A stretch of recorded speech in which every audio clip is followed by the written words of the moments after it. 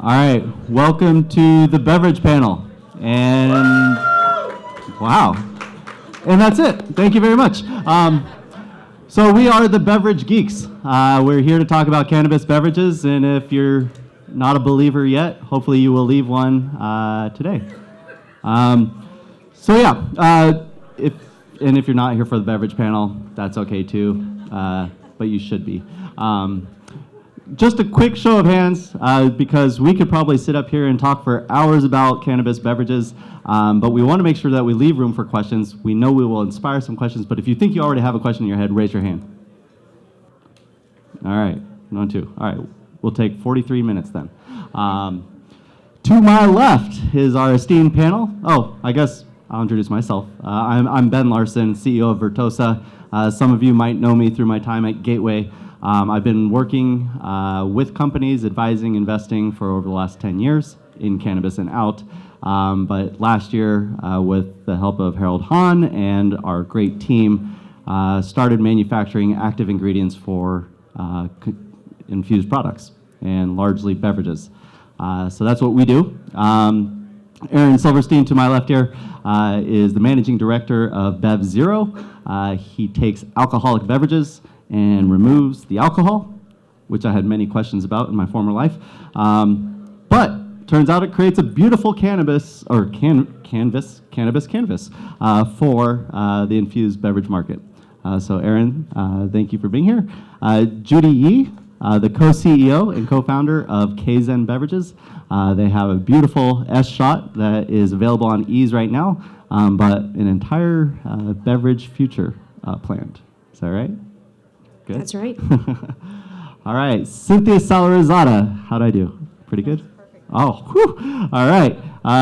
CEO or president of House of Saka, but a woman of many facets, known for her work in the PR space, co-founder of the Green Market Report, contributor to Forbes and Entrepreneur, and the list goes on. And then Rhiannon Wu, co-founder and CSO of Trace Trust, bringing trust to the cannabis supply chain, making sure that your edibles are credible. Wow, you should pay me to do this. Yeah. All right, cool. I'm going to let them talk a little bit about themselves, why they're here, why they're inspired by the cannabis beverage industry, and so on and so forth. Sure. So I'm Aaron, and my background has always been in winemaking, brewing, distilling. Cannabis is brand new to me. But all of the people in the space and here right now, folks like House of Saka, are unbelievably innovative, and they're looking to do these crazy new concepts and bring them to market where dealcoholized wine in America, selling premium product for that, has not existed before. And these people started roping me in, start working with folks like Ben here at Vertosa, and head over heels in the cannabis world. What I do with everything right now, pretty much. So I came into the cannabis space maybe about 2 years ago. Up to that point, never tried the product, and really came through it when I was a mom returning into a more fuller, active lifestyle. I started to kind of experiment with that because my background is also in product innovation, mostly in food and beverage for the last 20 years, and just really into the health and wellness movement, and realized, like, wow, this is such a powerful plant. It could be mixed with amazing things to create 1 + 1 = 3, even a more amazing product. And so I started playing with that myself, and I thought, geez, if I am the most unlikely cannabis user who now became an unlikely CEO, co-founder of a cannabis company, there's got to be millions more like me that are looking to bring more wellness in their life, curious, open to trying cannabis, but maybe in a different format that they can relate to in a more everyday setting. And so K-Zen was formed just about earlier this year. Our mission is to share the joy and benefits of cannabis to a larger audience, mainstream market, by creating amazing, great tasting products that you can safely consume and have it be consistently predictable, both in effects as well as taste. And also, really importantly, creating brands that people can trust, right, and connect with on a deeper level. And so I'm super excited to be on this panel and also just be in this, I call it the 1%, because we are 1% of the cannabis category today. So we're not the upper 1%, we're the 1% that has a long ways to go. And this is going to only be enabled by partners that I'm sharing the stage with today, and really lifting this industry off the ground. And so we launched our first product, as Ben mentioned earlier, this summer, and we are now fully ready. We got about 3 other product and brands ready to launch in 2020. So super excited to be here, and I'm glad that you're interested. Well, thank you for introducing yourself. My name is Cynthia Salarizadeh. I am the founder and president of House of Saka, among some other things that Ben had mentioned. When it came time for infused beverages to really come to life in the market, started with a company out of Colorado by the name of Ebu. They were one of the original ones who handled and mastered the tasteless, odorless nanotechnology, water insoluble solution that allows for the products that we now have today. So that was when I had decided to finally bring a brand that I wanted to see come to life, a cannabis-infused wine. This is a product that's thousands of years old. It's a holy sacrament throughout many different religions. It was part of war rituals. So as soon as the regulations allowed for it and the technology caught up, I knew I wanted to finally bring it to life. And so that's what I did. We came up with a luxury brand called House of Saka. And now we have the very first cannabis-infused rosé that starts with a single vineyard with grapes out of Napa Valley. And we're the first to do it. I'm pretty excited about it. So, and half my supply chain's up here with me.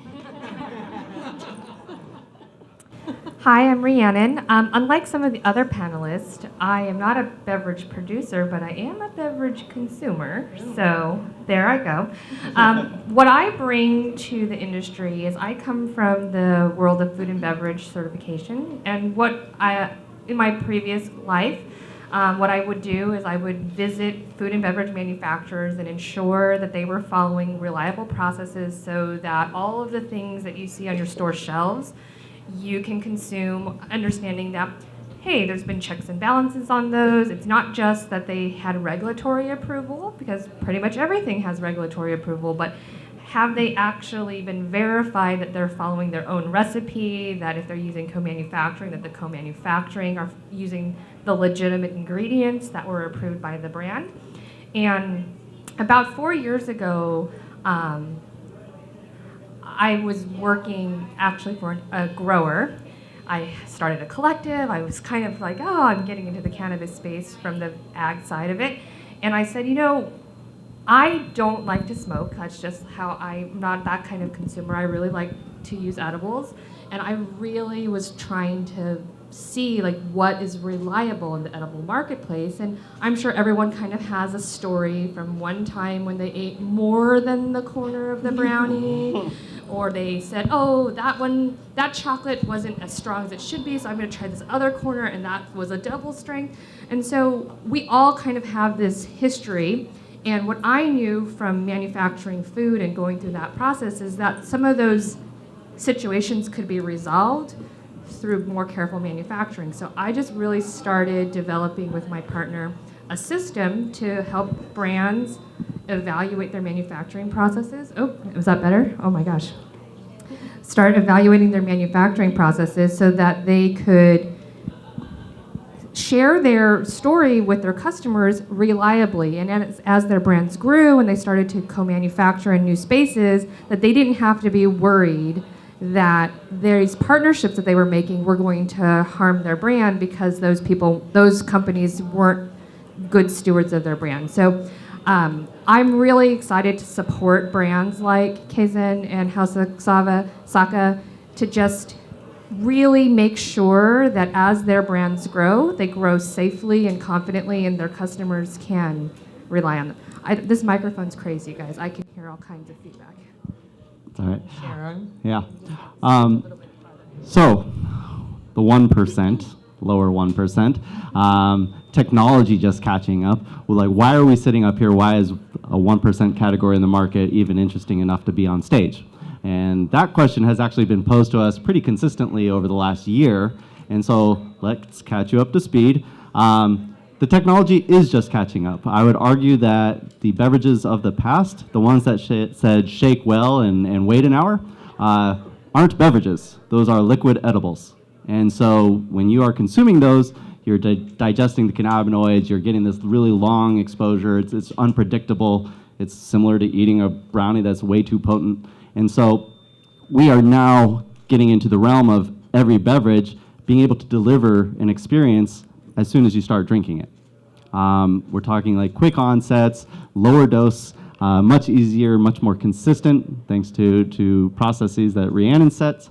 And we are entering a new category, and I don't know which descriptions was listed on. It said, don't call it an edible. And that should be certainly true. This is its own product category. It's a different experience. You can manipulate the experience differently than you can with edibles or smoking. And so just wanted to lay that as the groundwork. It's very interesting to kind of be in this emerging category and an emerging market. And so I want to start there. And specifically with Judy, because of her background with mainstream CPG. She didn't say, she's a former EVP for Crystal Geyser, also director of brand at Safeway and Chiquita. And so she is used to digging into the market research and the consumer insights. And I would like to know, how has that experience gone for you in the cannabis industry in particular, and how is it guiding your decision making? Yeah, there's a lot that we can take what we learned in CPG and traditional food in understanding the consumer. I mean, end of the day, that is what is going to lift this industry up, right? Is truly understanding what his or her needs are, where are the pain points, what are the motivations, what are the barriers to trial, and how do you delight them so they can come back more and more times and then hopefully advocate for you. I think that with cannabis, though, it is so nascent that the consumer journey is so vastly different, right? Whereas in a traditional market, you can kind of group people together based on the usage patterns or their interests and values. Whereas cannabis, I think you got to go much, much deeper. And on top of that, it's different between edibles, drinkables, and flower and vape, right? So you have that complexity too. And region. And region, right. And so for us, that was, that's a really good question, because for us, when we first started out, it was like, where do we start? What's our entry point? Who are we targeting?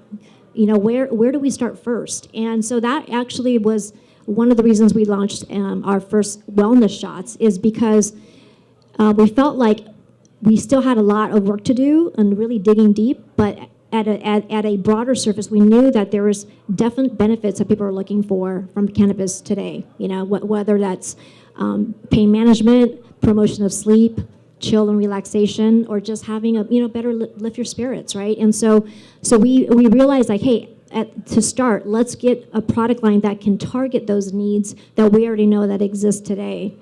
We also did a soft launch on Ease. That was a really great place. Just like any other tech platform, you can do lots of prototyping, A/B testing, right? So we also got some really great immediate feedback on consumers, who's buying them, where are they buying them, are they coming back? So that's fine-tuning, our product rollout a little bit more and getting us a lot more insights to then get ready to launch our future products. Yeah, thank you. And Cynthia, coming from the PR angle, like you have a beat on what a lot of people are saying. We're getting a lot of mixed messages, right? We hear of a lot of investment coming into the space. Where is it going? How's it being spent? But on the other side, we still have people saying that infused beverages aren't a thing. Like, stop trying to make it happen. Amanda Chicago Lewis wrote a beautiful article on how it's not going to ever be a thing. What are your thoughts on this? Like, why are you risking everything to kind of launch a wine company? First of all, I do think it's going to be a thing. I know that because it's what I prefer. So when I did create the product with my business partner, who's been in the wine industry for 30 years, we created something that we wanted. So if we're a market and we know what we want to drink, we know that there's more people out there. But more importantly, I think that we're getting a couple mixed messages from a very specific core group of a minority of people.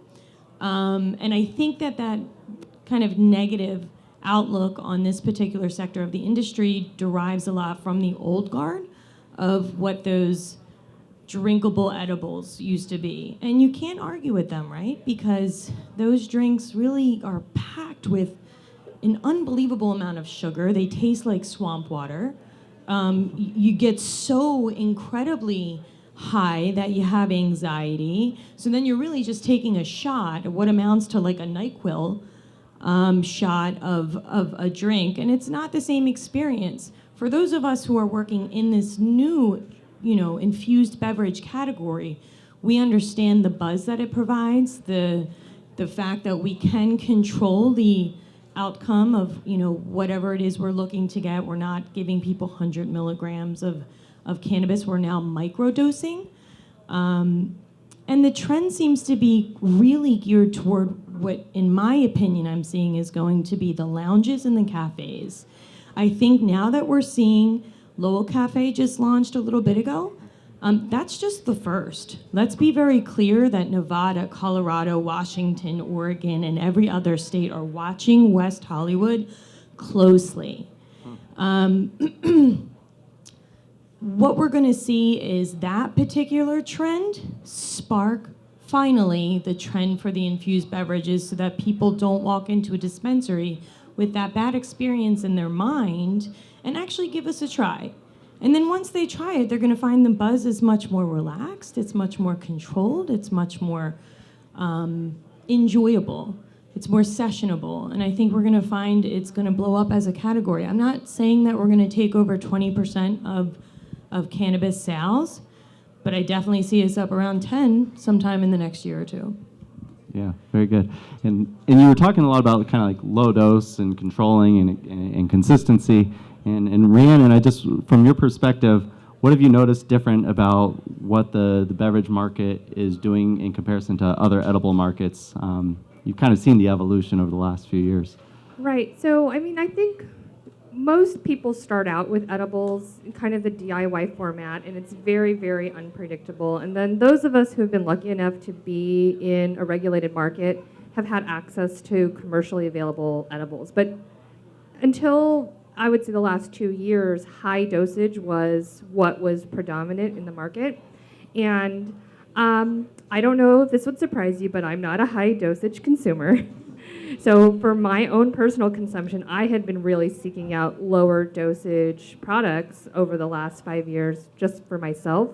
And one of the things that has really been tricky is that, like for a cookie, if you're trying to target a 10 milligram cookie, it's going to be like a 1 bite cookie. And I don't know how many people eat 1 bite of a cookie and then stop, or eat like 1 scoop of chocolate chips and then stop, or eat 1 chocolate covered blueberry and then stop. So it's not really an experience. It's like it kind of feels like you're taking chocolate coated medicine if you're going to eat 1 blueberry.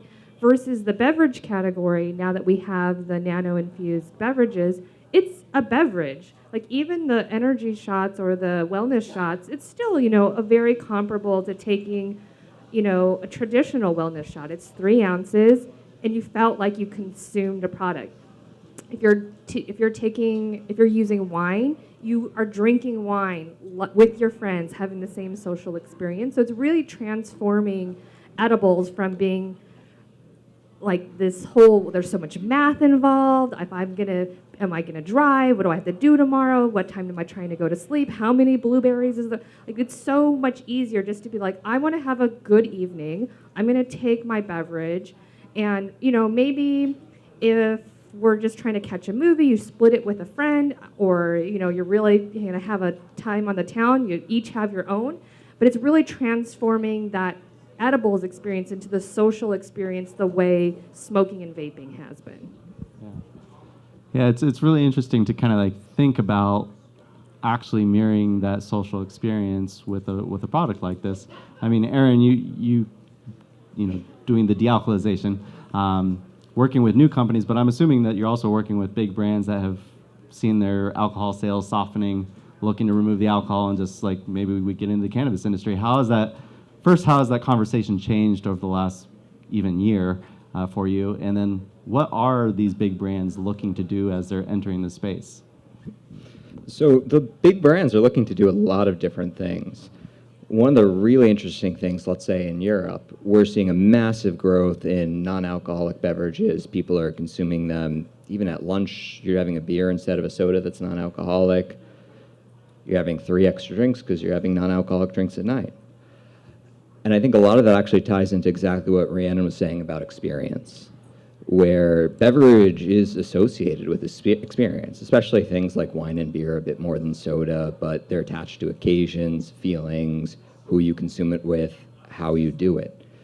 So that pairs in really well to nanotechnology and other things now being available so that we can make the overall consumption experience in terms of but not just the beverage, the flavor, the aroma, the taste, the mouthfeel, but also what we're actually talking about with cannabis and actives, match what consumers are used to and expecting. It's familiar, comfortable, and I think that's what satisfies them, and it's going to build this into a real category. Okay, so building into a real category, so not quite a real category yet, almost there. I think we're a category, but I think it should be a lot bigger than it is right now. So let's talk about why it's not. We're building the pieces. We're building the trust in the supply chain. Refining the dealcoholization tech. We entered the industry to kind of really build trust in the supply chain and provide consistent ingredients. We're getting closer. We have great brands on stage. What are we missing? I know Cynthia has some thoughts on this. So getting our brand to market was one of the more challenging experiences that I've had since being in cannabis. And then I'm sure my business partner, Tracy Mason, would agree, since she came from an industry, wine and beverages, where infrastructures were already established. And I can't imagine, it was probably extremely strange for her to realize that it took us a year to be able to find someone to actually be able to bottle our product. So the reason we're not really large right now is because only a month ago did the very first manufacturer that could even bottle an infused beverage that's similar to a wine, since we're technically not really allowed to call it wine, by the way, so it's a luxury infused beverage. But there was simply no infrastructure. You could consider mobile bottling at one point, but that's not compliant, so that could get you in trouble. We tried to team up with a large, very well-known manufacturer out of Santa Rosa at one point, and they tried to bring in all of the equipment and do everything they could do, and it didn't work out. And once we spent enough time with them, we decided it was we had to get our product to market. We couldn't wait any longer. But yeah, now finally, along with the technology, which actually beat the infrastructure to market, I would argue, right? I mean, for the most part, we saw EBU. Now we have Vertosa for at least the nano-emulsification and fusion portion of things. But the infrastructure itself was where the largest challenge was to bottle these things. We really can't even bottle in cans at this point. The aluminum cans, we're finding issues with the actual emulsification, I don't know, clogging up on the, what would we call that? Just sticking to the sides of the can. So there's still a lot we're working on, but the infrastructures are here, at least they've arrived, and I guarantee over the next year we're gonna see 10 more of them pop up that can do the same exact thing as this one, who's now open 7 days a week, 24 hours a day, because it's the only one that can bottle all of our products. But as soon as we see the infrastructures continue to build out and we have the supply chain in place, and it's not just the same 4 groups, we're going to see more brands come to life. And I think that's, just not having the infrastructure was the biggest problem. Yeah, I will argue that we've made headway on the can liner, so. Yes, totally understand. Totally, we just went through that 9 months. But I think for me, from just now having a product in the marketplace, the consumer experience, I think Cynthia mentioned this earlier, if you think about when did you try a new beverage, right? It may be at a on-premise, maybe it's at a restaurant, maybe it's at a hotel, or maybe you went to the grocery store and something caught your eye, or there was somebody standing in front of the grocery aisle and say, hey, try this drink. That doesn't exist for cannabis beverages, right? So there's a huge barrier to just let me just put this in my mouth to see if I even like it. And beverage, unlike even more than food, it is such a sensorial experience, right? It's mood driven, it's occasion driven, it depends on where you are. Are you alone? Are you with somebody else? So you have to have situations where you show up with the product that allows people to, at that moment when they're like, this looks interesting, let me try it. We don't have that today, and I think that is really one of the biggest barrier for trial right now, and that's one of the reasons why we're still the 1%. I think Cynthia's right. I mean, the technology has caught up. I think the product is really good, but it's that vehicle, that social setting, that very natural environment where people are just like, yeah, let me try it. That's one thing. And I think with Lowell Farms and some of the consumption lounges, that is a big step forward, but that's one place in California, right? So that's number one. Number two is price point. I don't know if you guys ever went to a dispensary, but you're like, whoa, I walked out with this drink and it's like $18, right? One bottle, right? That is not a trial, that's a novelty, right? That is like, I can't create a habit if I have to buy $18 every time I want to drink a drink. So I think the economics also isn't creating an incentive for trial. And right now the economics is promoting high milligrams. That's, if you go to a dispensary, like I spent a day at San Diego yesterday talking to buyers, they literally take out the calculator. Okay, how much milligrams you have? Wait, what's my wholesale price? Oh, that's $1 per milligram. That is the world we're today. It's like commodity pricing, right? And so we have to move beyond that. So I think those two barriers for me is what we need to really tackle to really get the beverage industry off the ground. And I think we're making progress, getting there. But that's, yeah, those are.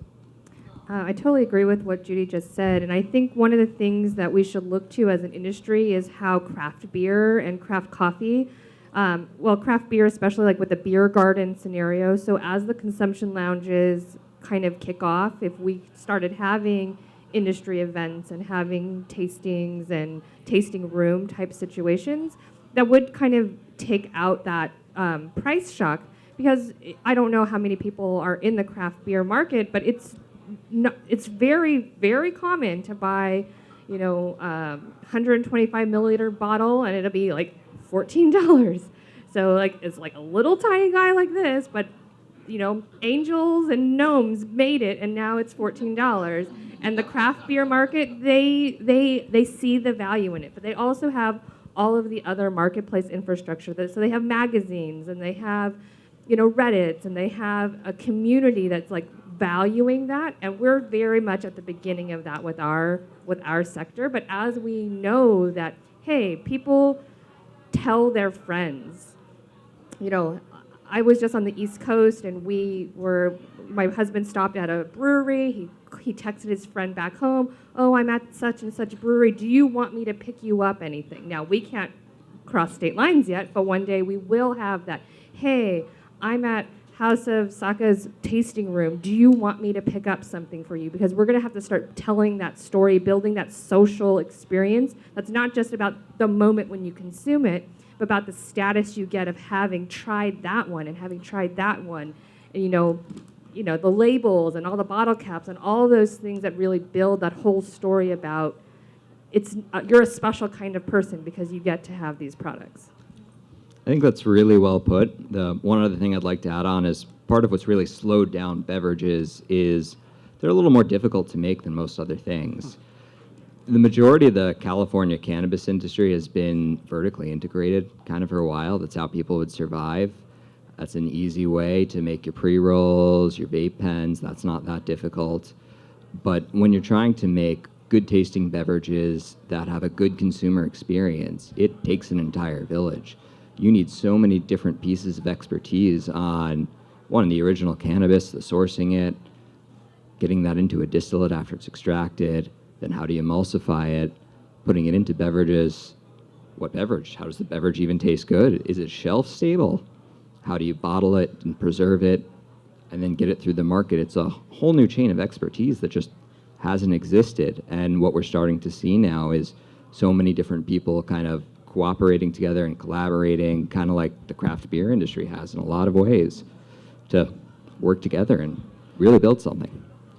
Yeah, I think it's really interesting and important to note from a kind of like an investment perspective, operating perspective, what have you, that it does take time. And there's many parts about it that take time. And so everyone's in such a hurry, doing the land grab, getting investment, spending on marketing, trying to get the eyeballs. But you need to make sure that, like, after you do that spend, that you're going to still retain those eyeballs and still maintain the product and still have the longevity to make it through whatever it is that we have to do to develop as an industry. Just getting now to the point where we have reliable, consistent products that taste good and are shelf stable, like that was one hurdle that not a lot of people were spending a lot of time and energy figuring out. And there's a lot more to this market that we have to, like the retail side. I've walked into a dispensary where, there's three cans from one company, 12 feet off the ground in like a glass case. There's like nothing about that says beverage experience. So it's going to take a while. And so if you have dreams of developing a beverage product, it just, put in the time. Developing a good product could take 6 months. So one of the other trends I think are important for everybody to look at to understand where our sector is headed beyond this tiny little 1% in the corner of New West Summit Tasting Lounge is the billions and billions of dollars that the largest wine, spirits, liquor, and beverage companies around the globe are pouring into this specific sector. That cannot be ignored. And what they've done is help fuel, I guess some of it, a large chunk of it is questionable as to where that money went. Where is it? Sitting in Canada. A lot of it has come down to us and getting ready to move toward us to build the infrastructure. So just because you don't see it right now, it does take time. Not only for a lot of us who are at least on the wine side or the luxury infused beverage side of things, not only do we have, the entire process that Aaron's talking about that takes time, but we also have wine fermentation and we're literally grown, our product at least, is sourced from a single vineyard out of Napa Valley with one of the leading Pinot Noir programs in the world. And that's another thing. We're microdosed, and our price is still a little bit. We're not going to be the product you come up to in a dispensary, and you're like, oh, I can have 100 milligrams, and so that's $1 per this and that and the other. No, our price comes half from our nano emulsification, but the other half is you have the best wine in the country. So, yeah, our prices are going to be a little bit steeper because our product is quality, and you cannot get it anywhere else. But yeah, we'll be up and coming soon, or we are up and coming. So, Soon, can I get a time check really quick? Yeah, it's 35. Okay, perfect, thank you. I was a bad panel organizer and didn't wear a watch. So talking about like branding and positioning and kind of like going beyond the cannabinoid, going beyond counting the amount of THC in it. What are your guys' predictions, or how are you approaching branding, and what do you see the future for these branded products to be? Is it just about THC? How long is that going to last, and like, what are we doing to future-proof ourselves? So from my perspective, what I'm seeing here, and I haven't actually branded anything myself, but beverage is that opportunity to get away from THC and to add something else to this experience to define it other than just the THC experience, which is unbelievably important. It's a part of it. It's got to pair well. It has to complement with it. But it's literally a way to define yourself. You have a specific flavor profile or packaging that's unique and separates you out from the pre-rolls or just your bags of flour that look the same as everything else and are notoriously difficult to brand. Yeah, I think with the limited options to market in cannabis, I think some of you may be familiar. I mean, you can't do any traditional advertising, pretty much. You can't say, come buy me. You have to go through very creative ways through content and social. So what happens then is your branding and your package, 90% is your marketing vehicle to attract, call attention, and educate at the same time. So there's a lot that has to go into it because that's your one vehicle to really get the consumer to pay attention, right? And hopefully buy you. I think for beverages, though, unlike other consumer products, you guys heard of LaCroix, right? Or LaCroix, whatever you pronounce it. Like, that's a funky, it's like, wow, what is that? It's kind of, psychedelic, and I can't even pronounce it. I mean, honestly, that was intentional. That became a phenomenon, right? And one of the reasons is people carry their beverage around. Unless you drink it in 30 seconds, it's usually sitting next to you, right, at your desk, or if you're in the car or you're walking with it. So it carries that badge value.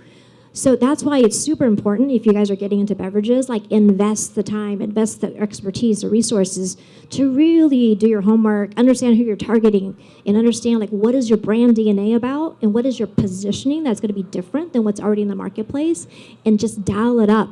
And then also making sure that your brand isn't just communicating functional benefits, like, oh yeah, I have this much THC. But really get into the emotions of it. Like, what is that personality? Like, what do you want the consumers to feel? And so that's kind of what we had been doing for our next product launch. Actually, I started the project back in April on the branding. We're almost there. I think it's going to work so hard for you because there's no other tools, honestly, that's going to be there as your package and branding. I think what we're seeing overall is a trend in all cannabis brands towards sophisticated packaging and presentation and just overall appeal. But it is important, like Judy mentioned, to really find your niche and your target market and go all in. So House of Saka, we specifically are targeting women. The soccer moms that come home and used to drink 4 glasses of wine. I'm not a soccer mom. I still do that sometimes. But we went all in on females. Female purchasing power is huge. They tend to rosé all day. We knew what we were going after. We knew it was still only 40% versus, the 60% that the male is going towards.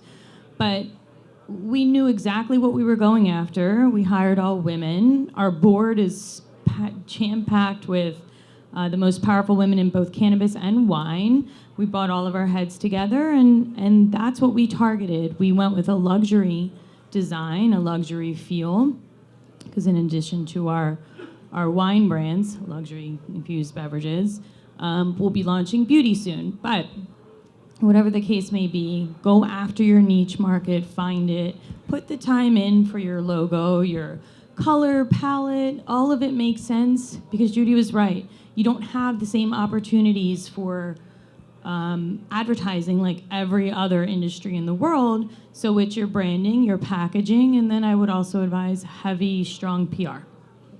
One more thing to add, make sure you could trademark your brand. Yes. So often people do all this work and then it's like, oh, shoot, somebody else came with a brand that sounds like mine or look like mine, and you have no protection. So do the work and try to do it even beyond cannabis. Try to get into the mainstream market, trademark protection. That's your asset, one of the assets for your company. So highly, highly recommend that too. And Rhiannon, like your experience with like NSF International and like watching mainstream products get branded and labeled, like what can we expect people to have to do with their products when we're thinking about building trust into the ingredients? So one thing that I think about is not even the next 3 years, but it's the next 30 years. So right now we have a very state to state, every state regulates differently, every state inspects differently, and it's very hard even if you have a brand that you trust that's a multi-state operator, you aren't really guaranteed that you're going to have the same experience state to state because they don't have the same supply chain state to state. So I'm really thinking more about when we have full legalization at the federal level, and we are going to be able to have regional production. So the West Coast is going to be known as the cannabis-infused wine center. But maybe Wisconsin and maybe LaCroix bottling is going to open up for sparkling water. But those supply chains will have to have a lot more transparency. Like we know in California that we're buying California grown product if we're buying it at a legal dispensary because we have track and trace. Once it goes, once we have state to state distribution, the origin story becomes a lot more important. Where your product came from, even naming the growers if you have those special relationships. That's just been one of the hugest trends in all commodity products, is to really understand a closer relationship to where the product actually came from. So you see that with origin statements for coffee, for chocolate, for sugar, for vegetables. We're going to see that in cannabis. I personally think we should be seeing it already. We should be saying the origin of our cannabis as much as possible. Humboldt does that a little bit. Yeah, go Humboldt. But it is important to the consumer's experience to say, like, some consumers are thinking, I want to have a full spectrum experience, but I'm taking this product and I'm not getting what I thought I would get. Well, yeah, because your product's made with a distillate. So you were never going to get that experience that you paid money for.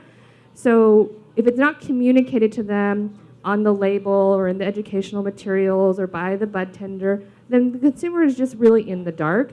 And as we kind of mature as an international industry, that's going to be one of the big things. There's going to always be people who high dose is what they're after, and THC isolate is what they're after because they don't want to have any interference with their destination. But then there's some people who want a more holistic experience, and they're going to want to pair it with other wellness herbs in their life, and they're going to want to pair it with other parts of their lifestyle and food pairings, and all of those things are going to start to become more of a thing, and that has to depend on clear origin stories on the labeling.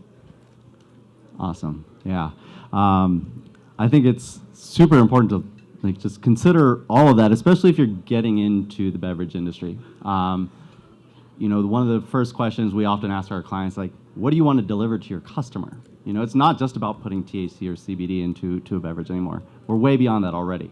And it's asking them, like, do you want a sun-grown full spectrum experience out of Northern California? Or do you truly just want CBD isolate? And these are important questions. And not only that, like, what do you want to put on the label? Not the label that the cannabis industry requires, but the one that the FDA requires. That's down the road. Like, what kind of surfactants do you want to use when you're encapsulating your product? Ask these questions because it does become important. Like, you want to be thinking out ahead and delivering to your consumer exactly what they want to be consuming. Is that right? Thank you to all the panelists. I think we might have a couple questions until we get ripped off stage. Happy to answer them. But I just wanted, before we do get kicked off, I wanted to thank you guys. This has been an amazing conversation. Do we have some questions for the panelists? Judy, you touched on this at the beginning, but I'd love to hear the rest of your perspective on beverage as an entry point for the cannabis consumer and how you see that playing into the growth of beverage. Absolutely. I mean, that is one of the beliefs which we founded K-Zen on, is that bridge, right? If you think about just even in your own life, when you actually created a new habit or tried something new, like turmeric or kombucha or fiber energy, like those categories didn't exist. And I just think as a human behavior, when you're trying new things through liquid, it's just been something that's been with us, right? So cannabis is no different. So when you're trying to create a new behavior, you always want to try to get closer to what they're already doing, because creating new on top of new on top of new is totally tough, right? So it's already going to be tough for someone to try cannabis, right? But then if they're already drinking things and they've done that before, it's a lot easier. I also think that because you can mix it with other things, unlike any other segments like smoking or vaping, or you can't mix, great teas. You can't mix other really great stuff from the earth, which is where cannabis comes from. So I just think it's such a natural place to innovate, experiment, but also for consumers to try.